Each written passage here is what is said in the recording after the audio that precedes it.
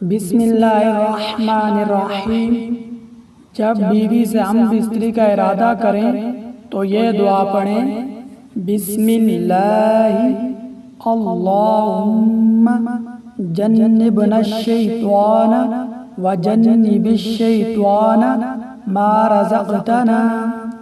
میں اللہ کا نام لے کر یہ کام کرتا ہوں، اے اللہ تو ہمیں شیطان سے بچا، اور جو اولاد تو ہم کو دے اس سے بھی شیطان کو دور رکھ۔ اس دعا کو پڑھ لینے کے بعد اس وقت کی ہم بستری سے جو اولاد پیدا ہوگی شیطان اسے کبھی ضرر نہ پہنچا سکے گا۔ بخاری و مسلم۔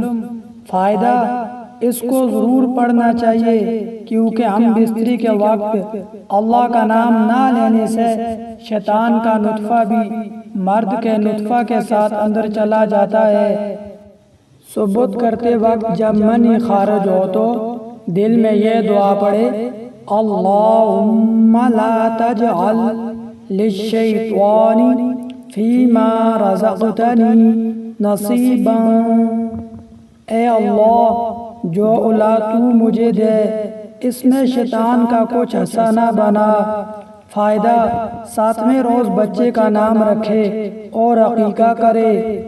جب بچہ پیدا ہو تو اللہ تعالیٰ کے کسی نیک بندے کے پاس لے جائے اور ان سے برکت کی دعا کرائے، اور کھجور یا چھوارے یا کوئی اور چیز ان سے چبوا کر بچہ کے منہ میں ڈلوائے۔ جب بچہ بولنے لگے تو سب سے پہلے لا الہ الا اللہ سکھا دے اور یہ آیت بھی یاد کرائے، وَقُلِ الْحَمْدُ لِلَّهِ الَّذِي لَمْ يَتَّخِذْ وَلَدًا وَلَمْ يَكُنْ لَهُ شَرِيكٌ فِي الْمُلْكِ وَلَمْ يَكُنْ لَهُ وَلِيٌّ مِّنَ الذُّلِّ وَكَبِّرْهُ تَكْبِيرًا۔ اس کو پڑھ کر مسکرانا بھی مستحب ہے۔ یہ سورہ بنی اسرائیل کی آخری آیت ہے۔